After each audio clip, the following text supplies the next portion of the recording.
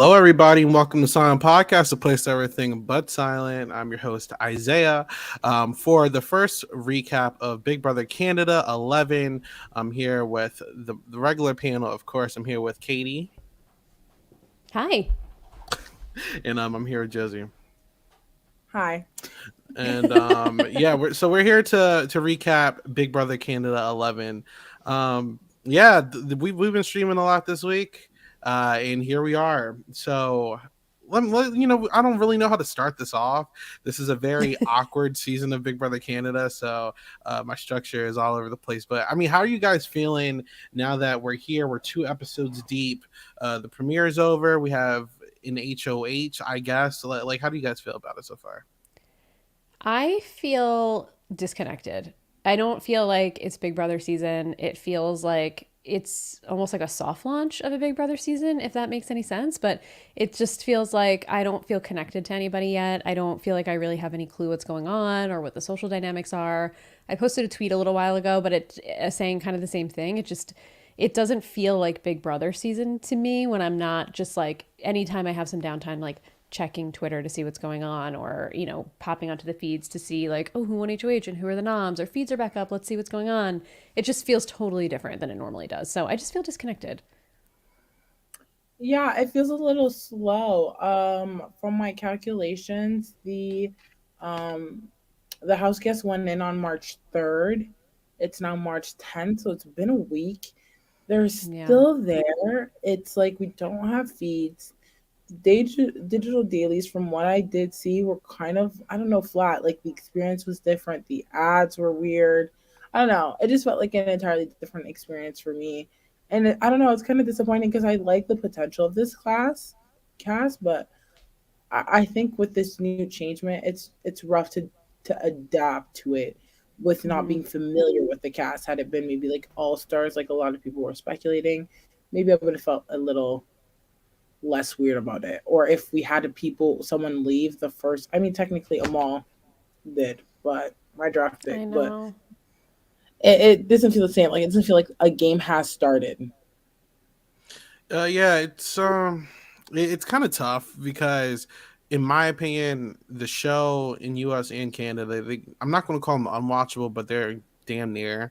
It gets really hard to follow it because the edit is very focused on specific things, and then they got to fit in the competitions, and then the ad shout outs specifically in Canada, and it kind of gets lost on you. So usually, even though I don't sit and watch feeds all the time, usually, you go on social media and you usually have pages updating people and all that stuff. And, we're really missing that interaction this year. We got our first digital daily last night. We didn't know when it was coming, so it was a lot of assumption.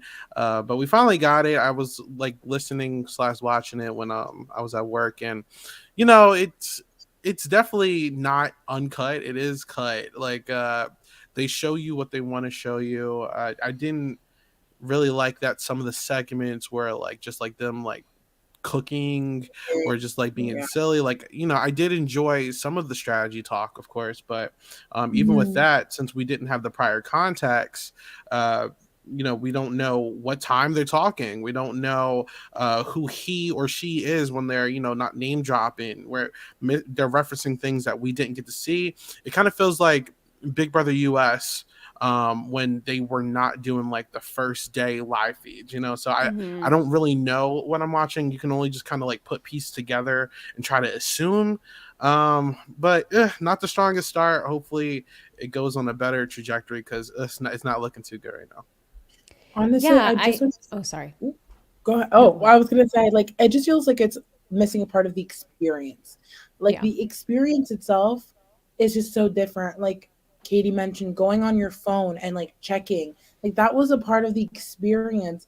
Rewinding the feeds at a specific time span to make sure that you didn't miss anything if you wanted to hear it yourself.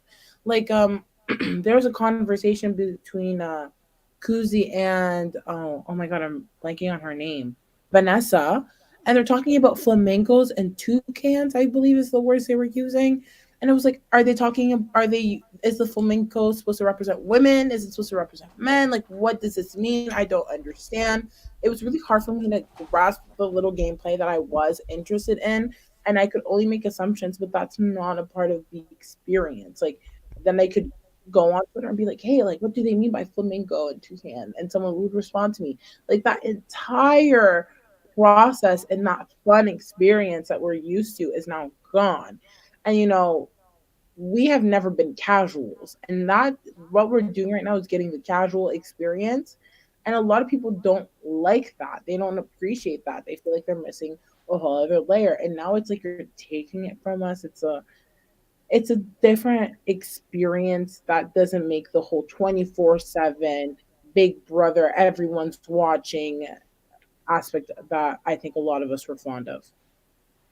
Yeah, I totally agree with you. It feels like, especially in this first week, when we have two episodes to talk about, I think Big Brother in the last two, Big Brother US in the last two seasons maybe had a 2 hour premiere or 90-minute premiere or something. It was a little longer. Mhm. But this one, it felt like the premiere episode was all filler. It was all intros that we had already seen. And then we went almost right into an HOH comp. There was like a little bit of introductions in the middle.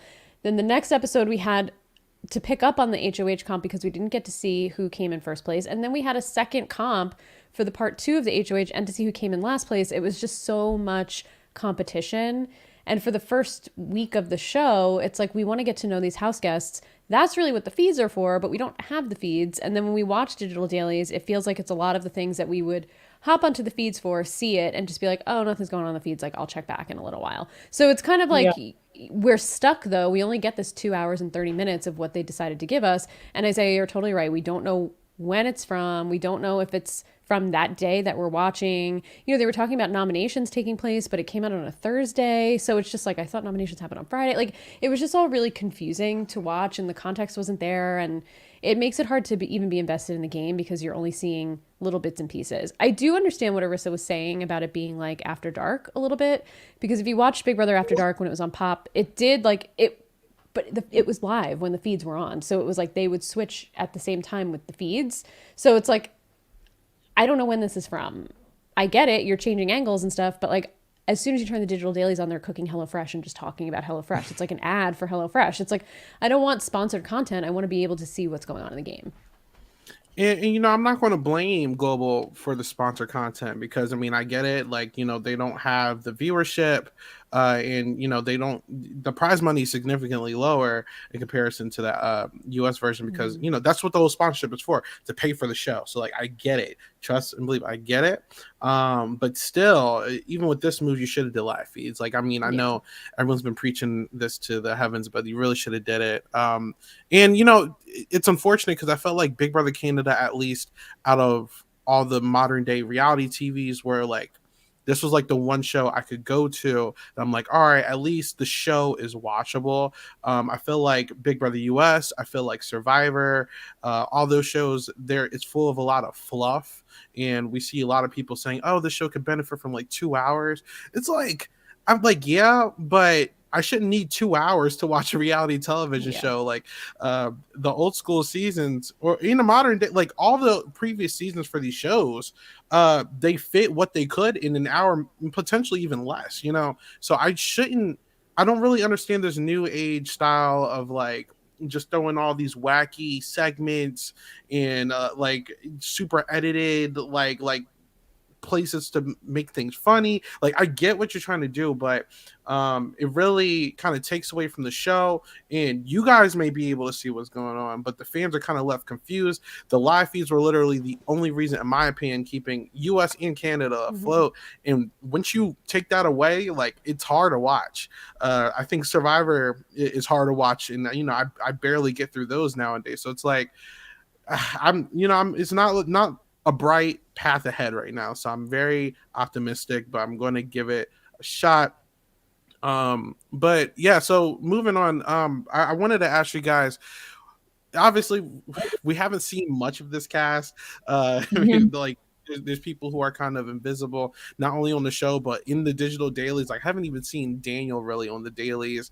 Barely Right. saw Dan. There's a lot of people missing here, so I don't know a lot. Claudia seems like a big character on the show, but barely see her on the daily. We're missing a lot of people. I'm just being honest with you. So, how do we feel about this cast so far? Because I feel like the big recruitment and fan division is starting to make a lot more sense. It's kind of being a lot more apparent. How do you guys feel?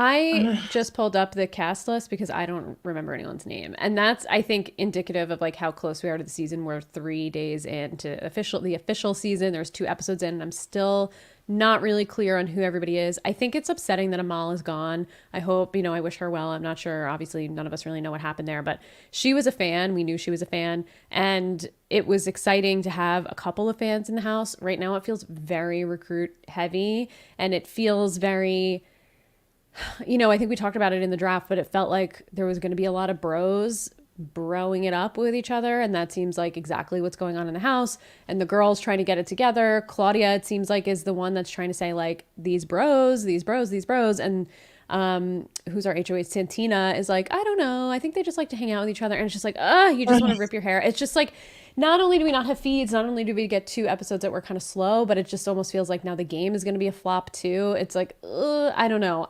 I wish we had more fans and people that were here to really play the game. I'm just nervous that these bros are going to kind of steamroll the entire season at this point. Yeah, to your point, Isaiah, and a little bit to talk about like what we were talking about earlier. One thing that I note that about digital dailies that I wish, at least format wise, I would have liked that was kept from the feeds would have been camera changing, like picking what camera you're Mm-hmm. watching, even if it's a select version of like the content you're seeing, but having the ability to like click and watch around. That was what I wanted because I am very intrigued by Daniel specifically because Daniel is the most similar to me in terms of what's in the cast. So I would like to see what he is doing, especially since he is a super fan and he is from our, I guess, the community, the org community, which a lot of us have been a part of. To me, like, it's very frustrating that I have to sit here and just let the cameras pick who, like, let production pick who I'm watching when I am watching these digital dailies. I'm like, if you're gonna select the options and the things, at least give me some sort of control and some Mm-hmm. pick. Because coming into this cast, I don't know anything about anyone except for the HOH, Zach, which I really do not care about. I'm sorry. Like, he may be the main guy of the season, but having him talk the most is quite infuriating, especially for the agenda that's being pushed and some of the things that have been said out on the outside world about Zach. Like, it's just not someone I personally want to follow the entire time. And then Santi, I don't even know how to say. Is it Santi? Like, I don't even know how to finish it. Like Santina, Sant the Santina. HOH. Mm-hmm. Yeah, the HOH. Don't even know her name. Santina. I like her gameplay is kind of frustrating to me. Like, everyone is giving you such good points, and you're just like, yeah, uh-huh. But I'm gonna listen to Zach, and I'm gonna talk to Zach in the pantry, and like, like, be serious. Like, I don't even know if she was talking to Zach about Hope. That's who I was under the assumption they were talking about, but I don't actually know. And it was just so like it's kind of upsetting that I don't get to know this cast more. Like, them cooking doesn't give me any idea of who they are. Even the personal stories that Big Brother likes Mm-hmm. to push, like, those are conversations that are amazing and awesome, and we don't even get the option to actually catch those glimpses of real life conversations. Like, them cooking and talking about not having foil, like, I really don't care. Like, Yeah. I really don't. Like, I think Yeah. Dan's a good cook from what I've seen, but that's a personal assessment based off, trying to add two and two together who I think possibly are connecting. But then again, it's not sure because you're in a kitchen and everyone's cooking and everyone's hungry. Like, it's the first week too. Like, I get no interpersonal dynamics and it's Yeah. so frustrating. Like, I don't know what's going on. I also wish I got to see the formation of the guys alliance. Like, I know it's not a popular thing to watch or anything, but I know when it shows it on the show, it's going to be for like maybe max 1 minute, right? Yeah. Like I wish I got to see the formation, the natural chemistry that they keep talking about. I would like to see like the plans, because we did hear of an interesting plan on the dailies where they're trying like this bodyguard type strategy where they're going to kind of all make the rounds with the HOH and kind of almost like a bodyguard, like, you know, you're constantly around the HOH speaking game to them so they feel connected to them. We're kind of seeing Satana, I forgot how to say her name. Santina. Santina. We're kind of seeing Santina actually fall for it, and they were speaking about like this chemistry where they all spoke to her like back to back to back to back, and I'm like, damn, like I wish I saw that. I don't expect the show to show me that, you know. Mhm. So you know, it's unfortunate.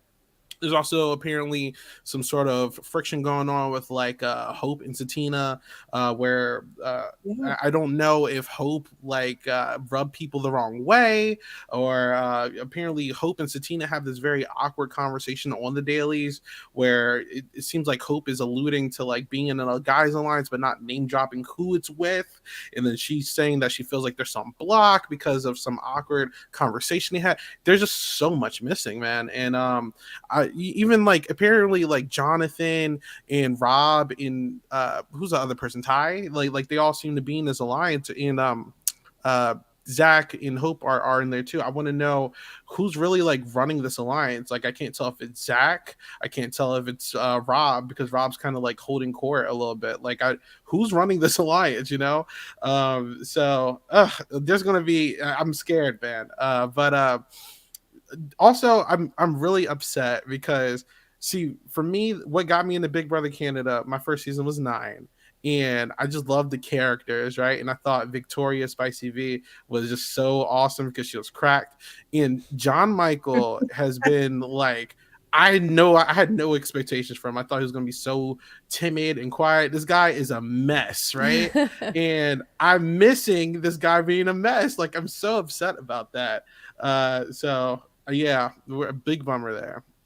Yeah. Grace I asked a also really want good question in the chat of just, do you think a season with less fans makes guys alliances more likely? I think they're likely in general, but I think when you have recruits, they're less likely to break out of their shell a little bit and talk to people who are not similar to them, because if you're putting a bunch of recruits in the house together, they're all going to assimilate to who they feel most similar to. And I feel like the guys this season, aside from Daniel and John Michael, are all very similar to each other. Like Dan Zabo and Roberto are almost the same person to me. Like I can confuse them on the feeds, you know, like they're all cut from the same cloth. They're like the same type of archetype. So it's like a little bit, of course they're all going to meld together and stick together. And I just wish they had like different types of people and different age ranges and different body types and other things in this season, because this is the type of cast of recruits that if you pick a bunch of people who look like they could be gym bros and Instagram models, they're all going to stick together and they're all going to like other everyone else. Like, notice which two guys are not in the guys alliance: Daniel and John Michael. Yeah. What's different about those two guys? I don't know. I mean, you know, like I don't know. It's kind of a bummer to watch. So I think like when you bring in recruits that don't know the game, just generally that's more likely to happen than people who are more familiar with how to play. Is Dan in the alliance? I don't think so. No. I don't think so either. I don't know. I don't think he is. It unclear. seems like the bros are Zach, Hope, Ty. I don't know. Oh, Dan Zabo. I don't know, actually. And But Rob. the thing And is, Rob. And Rob. Dan, there's a conversation with Zach, Dan, and John Michael in the episode where they're talking about the bros, and obviously Zach has a reaction, but like for the three of them to be together and have that conversation like that, to me, either Dan is close with John Michael, so he felt safe saying that, but I think that's kind of understood. But I don't know where Zach stands with Dan, and that's also where I think it's confusing, because like we haven't even seen all the bros technically talk together. So even if Dan isn't a part of it, we don't have that confirmation 100% because we haven't seen any of all of them who within that supposed alliance talk together. Yeah. I guess we're just speculating, right? Like which guys are in it. We're speculating. I'm sure there's like an alliance. Like there's references to The Boys, which first of all has already been an alliance name, season 7. It's looking like a repeat, whatever. But yeah, I kind of like it's just been really frustrating, like missing these dynamics. I do believe that if you don't have super fans in the house, then like or like more fans, then people are gonna go to what they know and just it's a social experiment at the end of the day. So we were gonna go with the bros, Mhm. and the girls are gonna probably get along with some girls and others not, and like not think past that because when the gameplay comes in, it's when people who you don't expect to work together, Yep. and that's what makes a magic. Like that is what makes it a powerful and an interesting game. Like we've seen that through the history of Big Brother, even if it's just two individuals. So like Danielle and Jason, or Neda and John, if we want a Big Brother Canada reference. Like these are interesting elements to the game. An alliance is supposed to be a secret. If you're hanging out with them 24 hours, it's kind of understood that you're in an alliance. And you know, Tina is saying, "Oh, well, like they just like to hang out." People who like to hang out together talk game. Of Like what's course. What do not you think clicking? is happening? What's not clicking? I You don't start having an alliance with someone you don't like. Like that's not how the game works, baby girl. I was shook that that was her response.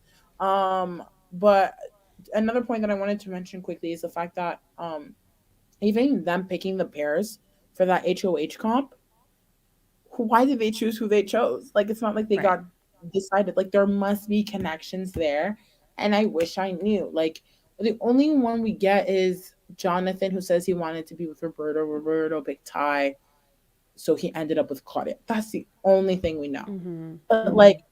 why did those girls get together? Like I wish some of the dynamics that could have been explored outside of the digital dailies. Like prove us that you can give us more context, and that would have been a perfect opportunity, and they didn't, especially since like the competition never even ended.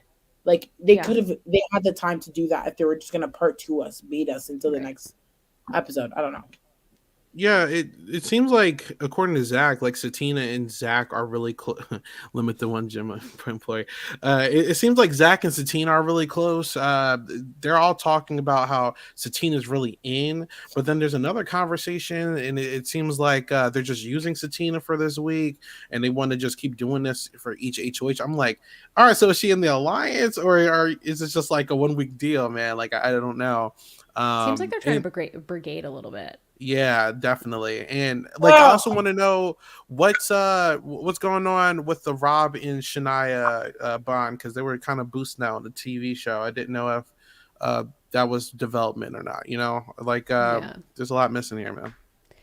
I Yeah, there's a about lot missing. And I think it's frustrating, especially because we don't really have any information about what the digital dailies are. People think maybe Monday through Friday. They changed the wording on the website now to make it not seem like only Monday through Friday. We don't know what if they're going to come at the same time every day. We don't know if it's only going to be 2.5 hours every day. Like it feels like with the outrage, I use that air quotes outrage, I guess, or the feedback from the fans has not been positive. You think they would at least try and get ahead of this and just say like, here's what you can expect from digital dailies. But there was no mention of it at all on either episode.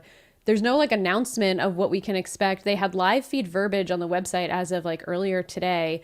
It just feels like it's just really poorly planned and put together. And it's almost like they're just going to like try a couple of things and see what ends up working. And it just so far it has not worked, unfortunately, for me. For a lot of people. I don't think anybody's really happy with this. I mean, with a name like Digital Dailies, you would assume it would come daily. I don't know. You would I don't assume. know. That's your Yeah. verbiage. You know what I You mean? would Like I assume. just feel like I don't know. I feel like a lot of people who work within global or work within their team specifically have communication majors, and they should know that the use of specific words are very important, especially Yep. when the public you're targeting doesn't know what exactly you're advertising. So anytime we get anything, we're looking for everything. Like the description initially being like the live. If you miss the live feeds, here's a digital daily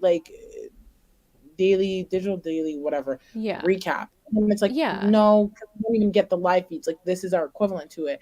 I don't know if it's changed. I saw it on Twitter today and I was working, so I don't know if it's changed. But when you're saying also the name digital dailies, I'm thinking daily. Like I just feel like if you're going to replace an integral part of your show, make it clear as to what we're receiving. Like that chorus article didn't explain anything. And I Mm-hmm. was trying to be optimistic. I was like, I think I tweeted it. I'm like, I'm just going to try to be optimistic because we don't know. Like at one point, Katie, you're saying like you think it may be a TikTok thing. And I was like, oh Yeah. no. But That's, yeah, I I don't mean, know. that's what I was expecting. So when I saw 2.5 hours, I was like, okay, I guess it's 2.5 hours, not a Yeah, TikTok. but even then, the content, like, I don't know. Yeah. Overall, I don't know. I just feel like this cast is giving very much Big Brother Canada 7, which, in my opinion, is one of the worst seasons. And I feel like if you Oh, have, oh so yeah. you're talking about Well, US for a second. I was no, like, no, no, wait a no, minute. no, no, no. Big Brother Canada 7. Sorry. Big Brother Canada 7. No, you got it right. You got it right. It's one of the worst seasons of Big Brother Canada because it is absolutely boring and it's absolutely just a meal thing. I'm sorry, but watching white men succeed and group up together and finesse a bunch of women and other people of color is day to day real life, and it gets Yeah. very frustrating. Like, I come on to Big Brother to watch strategy and people think outside of the norm, outside of the box, take these social norms and elevate it to the point where they can finesse it with strategy and finesse. And to me, with the lack of super fans, with the lack of feeds, I'm just getting day to day real life that no one wants to subscribe to. If this Yeah. were the case, I would, I don't know, live life more and not watch Big Brother. I don't know. Maybe I need to touch grass. I don't know, but it's just not giving what it's supposed to. You Yeah. It know, I feels like got we already see senior vice presidents succeed every day. White male senior vice presidents succeed every single day around us. We don't need to watch Zach like steamroll the season with his I am gonna boys. say I don't think anything problematic has happened yet, so I'm No, gonna, it doesn't seem like it. but we haven't seen everything, so, Yeah, we haven't seen everything. We so don't yeah, know why Amal yeah, left. yeah. So, I don't think it doesn't seem like it would be anything problematic. But again, like at least if in US, when Paloma left and we didn't have feeds for that little period of time, the feeds came back and we heard, she left because of it. And like, they would cut away, but we were able to like pick up bits and pieces and kind of like piece it all together. Here, if Amal left because of something terrible, which I'm really hoping that she did, and I hope everything's okay with her and her family, like we would never know because they could just not show us anything from any of those like we will never know anything. So it's I kind of just like that's just a small example, but like we'll just never know. We will never know. I will say, anytime anyone has left the game of Big Brother Canada, it has been somewhat explained. So, like, Yeah. Ramsey from Big Brother Canada 4 is the first person I can think about exiting. Um, they let us know. Like, he speaks to his father, and I don't think it's entirely on cam, but the conversations there, we get context. Um, when the pandemic happened, Big Brother 8, like Yeah. every exit, we've had somewhat of an understanding. And I also understand how it can be personal, and I hope literally nothing but the best for Yeah. Amal. But like, Yeah. yeah, I just feel like there's so much in the dark that like any sort of small resemblance of anything that we could get for just a little bit of context is like desperate. Like, normally I don't think I would care as much, but because we have literally nothing, I'm like, even that would have been something. It would have been a Yeah. drop of water in this like deserted desert where I'm absolutely thirsty AF. Like, I would take anything at this point. No, I will say, God, what was I about to say? Oh yeah, but I am gonna say. I mean, I think the difference between U.S. and Canada. See, U.S. they're gonna pump live feeds in your face. Buy live feed, buy live Mm-hmm. because keyword buy. They're Yeah. making money off of it. I do think Canada definitely should. I mean, in the future, if you do bring back live feeds, charge money. People are going to buy it. I'm telling you, you're going to get some money from it. You might not need to get 9 sponsors next time. Just buy it. But with that being said, I do agree with Jameson in the chat here. He says, I'm sad about the fees not being there. However, I think complaining about won't help. You can't drown out someone else's excitement with negative. I do see the Twitter streets a lot, and I feel like yeah, there's a lot of people. Obviously, I'm not gonna spend too much time on this, but like there's a lot of people who aren't happy, rightfully so. I'm not happy, but it's like we knew what we were getting into, so it's like Yeah. either watch it or you don't. Like Mm-hmm. Yeah. like honestly, a lot of people didn't even know the show was airing half of the time until people kept tweeting and complaining about it. So it's like, it's either you get it or you don't at this point. It's not going to make a difference, but what are you Yeah. going to do? But I will yeah. say, I do think that, yeah, like, production does listen. Like, if there's one Mm-hmm. production I think that listens to what's being said, it's Big Brother Canada. So I think because it's also the beginning, there's going to be a lot of like having to navigate and like keep seeing that criticism. But as the season goes on and as time continues, people will adapt and adjust. But I also don't think that they entirely know what they're doing in this current moment. So a lot of it is reactions to things that are happening in live time. But ultimately, like as a big fan of Big Brother Canada, like at the end of the day, I'm just thankful the show is on. I'm just Yeah. thankful that people have the opportunity to go on the show. I'm just glad that like potentially other people who love this game, maybe not necessarily recruits, can later on play in next seasons following that. But I don't know. I just feel like we almost lost Big Brother Canada once, and I wouldn't want it to happen again because so many people want to play. So it's just yeah, it's interesting. But Yeah. we love we love the opportunities that we get, and I think we're ultimately thankful Yeah, I regardless. think it's, and I don't think it's negativity generally. I think it's just that we want more of it because we know how good Big Brother Canada has been, and how much of a good Mhm. time we had watching it last season, of like watching Kevin go up to the room in his suit and talk to Gino. You know, like we want to see those things as they play out and then be part of the conversation. So I think it's really just coming from a place of disappointment of not being able to experience those moments in real time in the way that, you know, we all have gotten to watch them before, of like switching cameras and watching people like walk into a room and see the fallout and like, you know, that's the fun part. And I think, you know, it's all coming from a place of just being bummed out. It's not coming from a place of like hating the show or wanting the show to fail for sure. Well, Honestly, Lance in Paris. Shout out to Lance. Ooh la Continue. Sorry la. about that. yay, Bonjour, Lance. I was gonna say, I'm imagine Gummy Bear Gate like on the digital dailies. I just feel like the Gummy Bear Gate, like watching all of that unfold last I year. know. That's the That was moment I think so about. Or good. like watching Marty, like his, or Kyle's HOH in real time, like that was such a disaster. Or just Oh my watching Marty god, like it's so screw good. over Gino in real time over and over and over. It's like, I don't know, it's kind of wild, but you know what, we're happy to have the show, Josie, like you said. I'm happy to be able to watch the episodes. I'm hoping that these first two episodes are just a little bit of a slump just because they were the first two, and they'll be less comp heavy next time and we can see more actual gameplay. And hopefully, as we get deeper in the season, we'll see more gameplay taking place on the dailies as well. It feels like they're all just in a place where they're just getting to know each other and feeling each other out. So hopefully, as they get a little more comfortable, we'll get some better content. Yeah. Fingers crossed. Um, so I did want to ask about the show a little bit. Yeah. So how do we feel about the show's edit? I mean, obviously we spoke about the competitions and the ads and everything, but the competitions, other than the segments, I did say this last night, but I felt like the competitions in Canada have always been a lot more watchable than the Yeah. U.S. ones. Yeah. They're giving Kevin a lot of gas. So much. The props of Kevin throughout these two episodes were truly hilarious and wild. I saw he changed his profile picture to the portrait of himself, which is, that portrait Yeah. was truly hilarious and like kind of chilling but amazing all at the same time. It was just so bizarre. And then the cutout, like I don't know, it's just, I wonder if he knew that they were doing all that. It's just so funny. It was good. Honestly, Kevin, I've been following Kevin's like reactions on my timeline, and they're so funny. Like they're so funny. And I know he's enjoying himself and like Of all of that. course. It's just funny to me because I know there are people on that cast who do not know who Kevin is. And I'm like, Of course. imagine having to That girl, build what's her statue. name? Anika, she doesn't know who he is.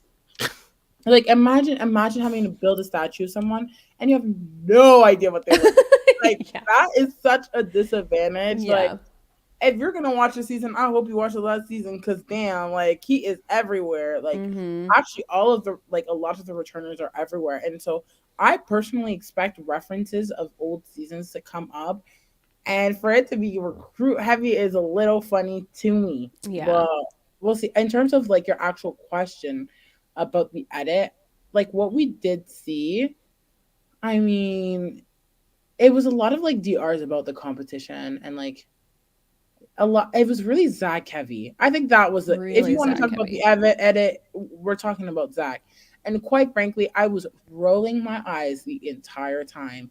Zach just feels like Zach talks like he is literally a mastermind. He is so innovative that we have not seen anything he has come up and mustered within his mind. He's like, coming into the house, I didn't have any expectations. I didn't think about who I wanted to work with, and it just so happens that all of the guys, I'm just fucking with them, and we're gonna be in the line. It's like, oh my god, you're such a genius. Never seen before, never done. And then he's like, the boys, like we didn't have an alliance with that exact name in season 7. Like, oh my god, Zach, you're a genius. Your mind is incredible, and I can't wait to see you mastermind. I'm so surprised he has yet to compare himself to Kevin if he watched BB Can's 10. So. Yeah.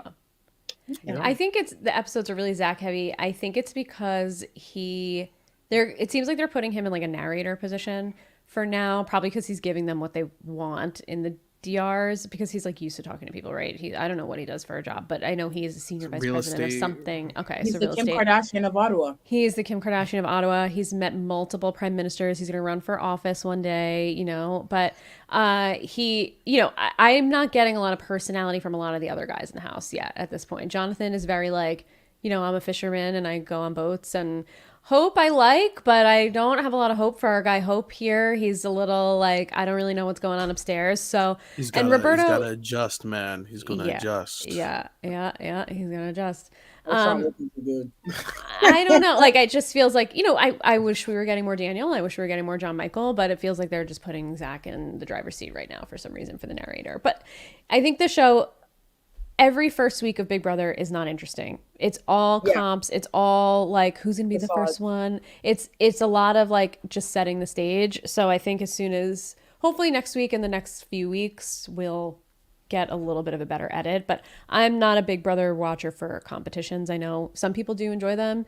I do agree with you, Isaiah. The comps in Big Brother Canada are so much more entertaining and so much more interesting to watch than the ones in the US. But Yeah, I got.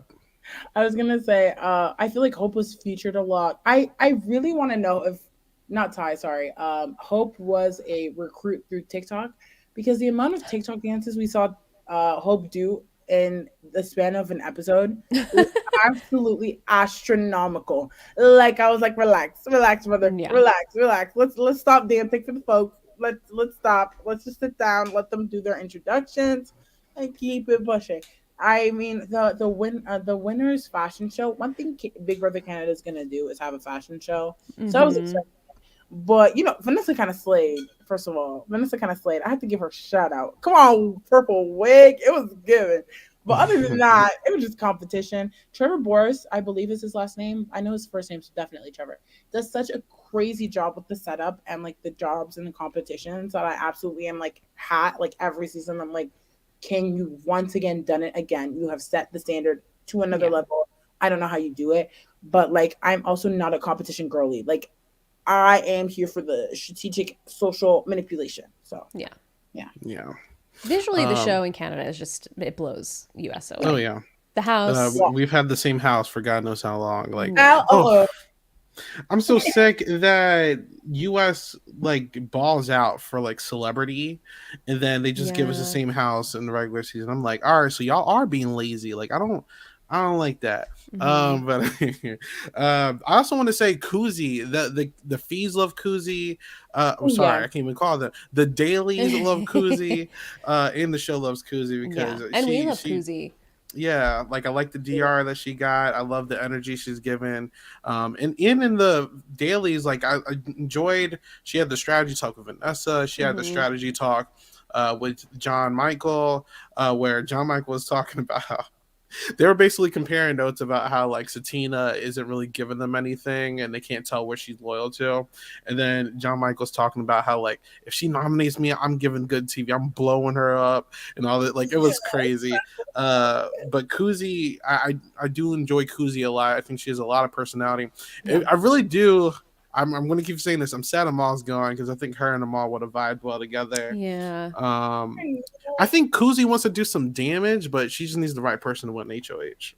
Yeah, it seems like she does. Like she's been talking a lot to Vanessa. I feel like Kuzi, even in the episode we saw her like trying to play, and Santina was like, "Yeah, I like Kuzi, but like I'm not giving her anything." And I'm just like, dude, like being a woman and attaching yourself to a guy's alliance, it's like probably not going to work out for you because it's going to be like bros over everything.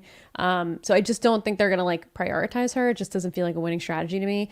The one person I was pleasantly surprised by was Claudia, because it felt like Claudia too was like trying to clock the guys and say like we got to do something about this. So if they could get it together, like maybe if Claudia can get together with like John Michael and Daniel and Kuzi or something, like maybe something can happen. So I'm not totally out on, you know, some of these other people getting together. I just wish we got a chance to see a little bit of more of their conversations, but I really like Kuzi's strategic mind so far. It seems like she's trying to play. I think where the issue with Kuzi lies is that currently I feel like she's on the outs from what I've seen. Yeah, it Like I seems don't like know it. if her personality is just not meshing with the people. I don't know. I can't tell because of the content I'm receiving.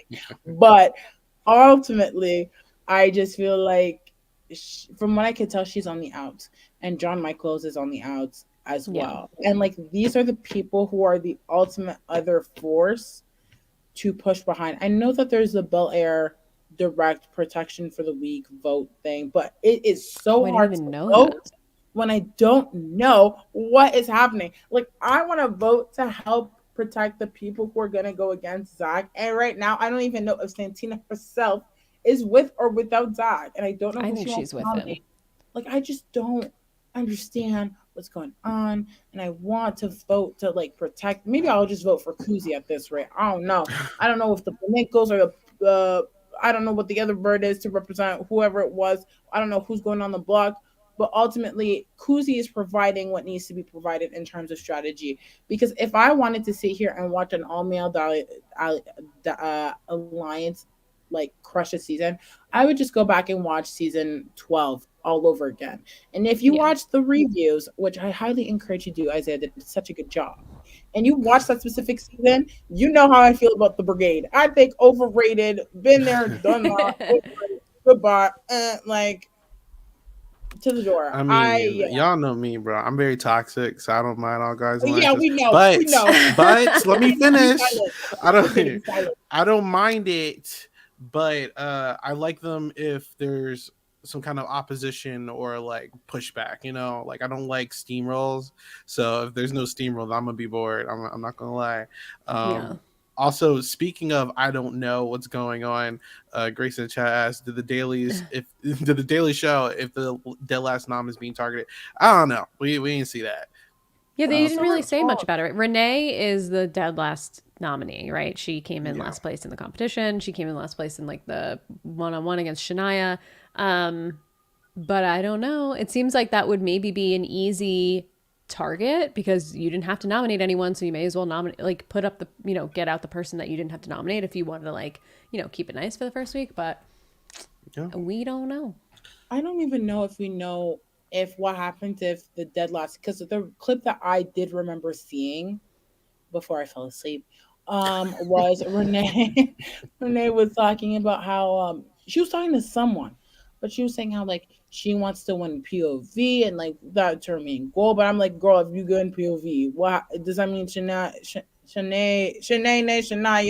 whatever her name is, does that mean she goes up because she was also technically dead last, Or do or they if just leave it's it a to POV? noms? Yeah. Like what happens there? There's no explanation of nothing. The lack of context so far is astounding for a week Yeah, that it's is solely crazy. supposed to be about context. I mean, like, come on now. I just like, I don't know. It's so weird. Like, I like, oh my goodness, I don't know what's happening. Yeah, it is weird. Your guess is better. Like I don't know. Um, but yeah, there's not much more to talk about. Unfortunately, we don't know what Nick is doing. Don't really know what Renee's doing that much. Shania, we don't know what a lot of these people are doing. But the last thing I guess I could really ask, unless anyone else wants to bring anything up, is the twist of the season, which Mm. basically they're trying to encourage people not to throw HOHs. So if you are last in the HOH competition, you are automatically a third nominee. It sounds like they're going to do 3 nominees this season. Good thing or bad thing? Because from the episode, it looks like everyone's trying, but then right when they're about to win, they're like, I don't want to win it, so just stand there and wait until someone else wins it or play dumb. And then I don't know if every HOH is going to be done in a pair. It's a little it's interesting because some people think that this is going to encourage big group alliances like we're seeing right now. It's kind of like Battle of the Block a little bit, but there's other people who think that it's a good idea because it stops people from tossing every single HOH and throwing every competitions like Kevin did. So, I mean, how do you guys feel about it? Is this a good or bad twist? I think it's a bad twist. Honestly, I there's so many elements to why I think it's a bad twist. One, if the competitions aren't equalized, you automatically are putting people at disadvantages. So we talk about diversity, and one of the biggest diversities is body diversity, for example. So I'm not implying anything from this cast specifically, but if you have someone who is a little bit less in shape in comparison to someone who's always going at the gym, they're already at a disadvantage because they can't help it. Like that's just like their health, period, and who they are as individuals. And so when you're putting them in that situation, it can lead to someone always being the pawn for the weak. It Mm-hmm. almost low key making it void. So then it's like, what was the point? And that's just because maybe someone is not top shape in comparison to someone else, which I think is really unfair. Like endurance competitions, for example, pander to small girls, period. So it's like I don't know how you're going to equalize an endurance comp, but that means that the someone who was the complete opposite, let's say like the complete opposite of Claudia, which would maybe be Daniel, Daniel is automatically at a disadvantage. Mm-hmm. And then if you're on the block, you can go home. Like Deadlights isn't like, oh, you're automatically on slop. Like that's not the twist. The Yeah. twist is you are going on the block, which is playing with your game, and competitions at times are out of your control. Like we kind of saw this with Kevin. Like Kevin would be like, I'm not throwing these comps, but I just suck at them. And Right. if it were the case where we're having that twist with Kevin, odds are we would have had a different winner. And I don't think that the HOH should, if you don't win HOH because you're not able to physically match up to other people, that you should be potentially going home. Like if we wanted physical caliber, go on the challenge. Like that's the Yeah. show for that. That Big Brother's not the show for that specifically. So I think one, that's a disadvantage in that sense. A second thing that I feel like is just a bad twist overall is because you're not going to stop people from throwing. Like if that was your mission, I think there was such a beautiful art in the art of throwing. Maybe people abuse it now, but back in the day, people would be very smart. I'm going to position myself in the middle of the pack so that I can throw blah blah blah. Blah. Or if they're Dan going first, did all the because they're time. Mm-hmm. yeah, or like throwing and going off first was very tactical. I think we see that Davon did that with the wall because she really wanted to seem like the weak competitor. But then when you're forcing them like that, you're taking away also the possibility of strategy in the choice of how you're navigating an HOH competition, which is also a disadvantage. Like I just feel like ultimately the goal it serves, especially if the whoever's third wins POV, and like we don't know what happens then. Like I just feel like ultimately like I don't think it serves anything. Like if you want a third nomination, make it cute, like an anonymous person, a saboteur, America's player, something else, like to get that third player, that little suspense, that paranoia. Don't make it like a disadvantage because you may not be able to throw a ball properly. Like I just feel like that's not a, you're adding a level to the game that isn't necessary to what we've seen so far. Like if it's not broke, don't fix it. I don't know. Yeah, I saw Kevin tweet that if this twist was in place last season, he would have been on the block 6 times, which is crazy because Oh, Josie, you're right. We would have probably seen a different winner. And what I really appreciated about Kevin's win so much is that he wasn't a comp beast and he played the game really well and strategically to get to the point where he did, and he was able to make those relationships and have the conversations that he needed to have in order to get there. So this, I think, you're right. It gives an unfair advantage to the people who are really good at competitions and an unfair advantage to people who probably are not. But it puts too much weight on the comps. I would be okay with a third nominee if every week it was different. Like every week, like one week you came in last in the comp. One week this happened. One week this like something happened to get a third nominee every week and it was different. So you couldn't really game it. But this is kind of I think Big Brother in general is more heavily weighted to people who are really good at competitions.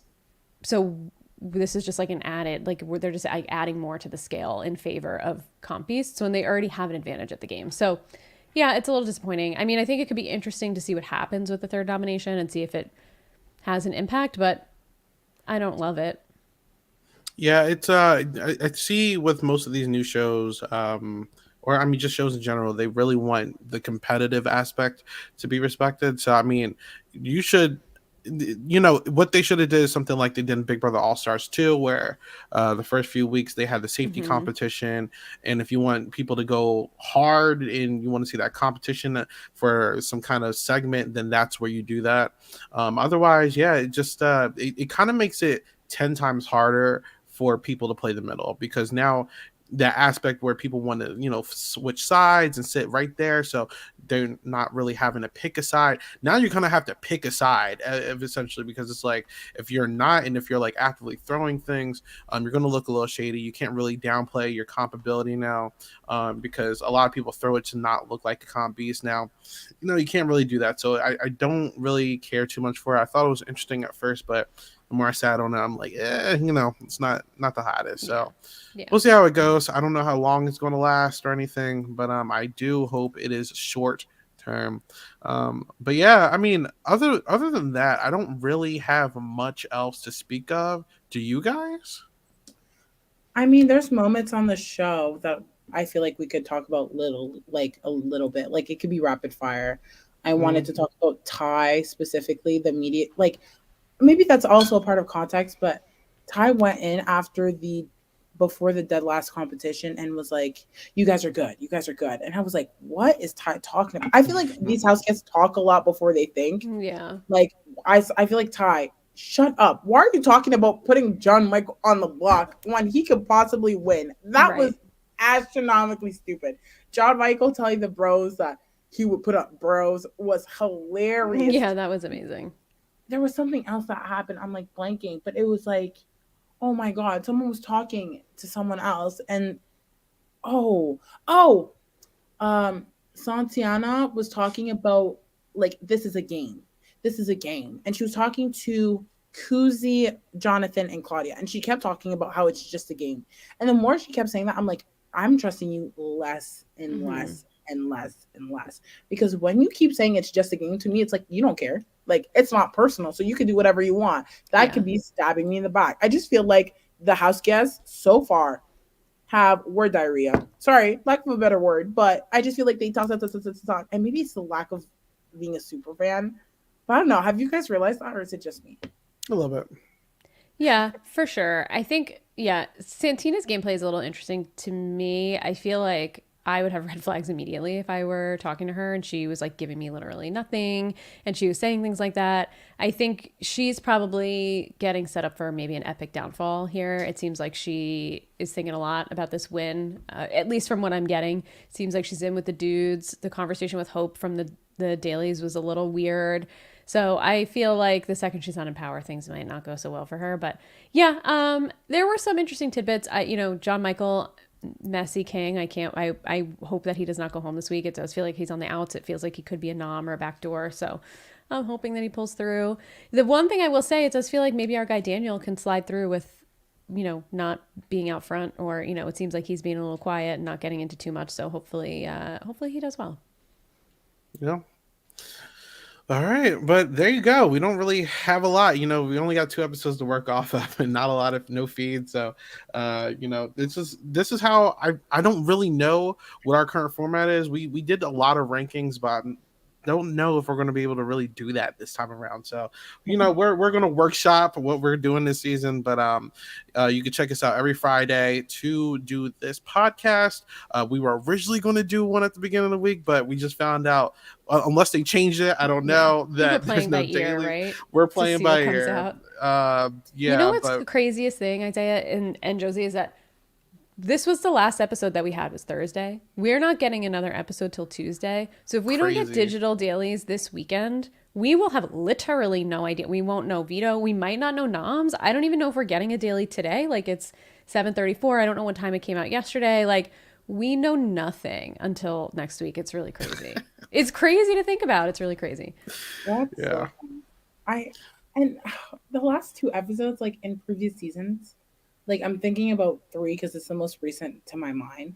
Like the first episode of Big Brother Canada 3, They literally introduced the house guests. They had literally nothing. They didn't give them sofa or food or their personal belongings. They did. The house nominated a house guest. They did it by vote, and they voted two people. They had the POV competition in that same episode, and then we saw the replacement nominee. And the episode afterwards was a little bit more context, and then who got evicted. And I'm just drawing that comparison because it's the most recent season of Big Brother Canada that I've been that I can remember from my rewatch period that I'm currently doing.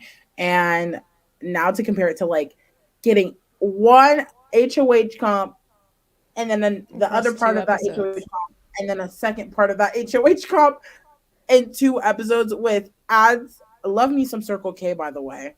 That's a beautiful sponsor. Anyways, but I just thought it was so funny that we got Circle K winners. I don't know if they mentioned HelloFresh, but I did see the Wendy's say now offering breakfast. So that was in my mind.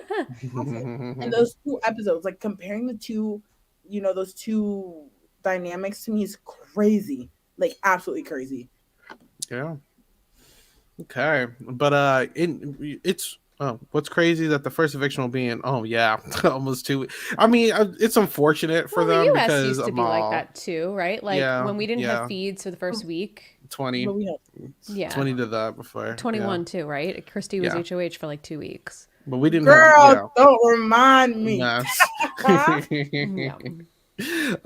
But for now we will be also taking any kind of extra interview question suggestions in chat when the Patreon launches in a couple weeks. Though we are not unless you subscribe, so make sure you guys get any questions in if you're interested. But if you enjoy what you listen to, please subscribe and shout out to the Silent Podcast.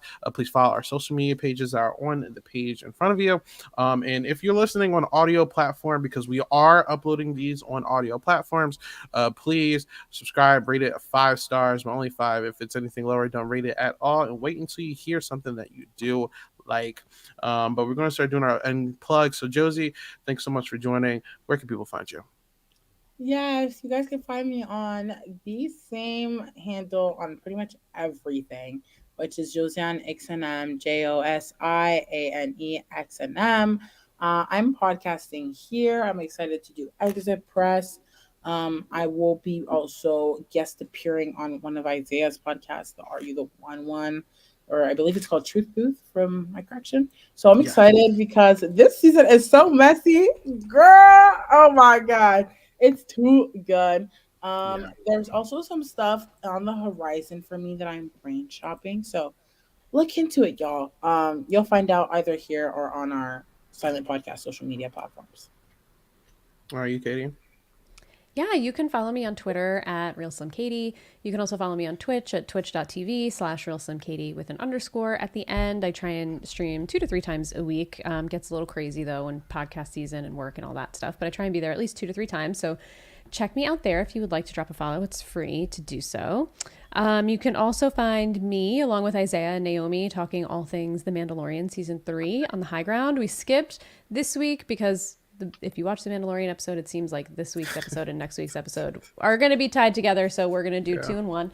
And yeah, you can hear us here on Bounce Checks, and Carrie and I will be back soon once her schedule clears up on all things Housewives on the Cool Water Show. So looking forward to talking all things Vanderpump, and even though that's not Housewives, and New Jersey. So yeah, check us out there.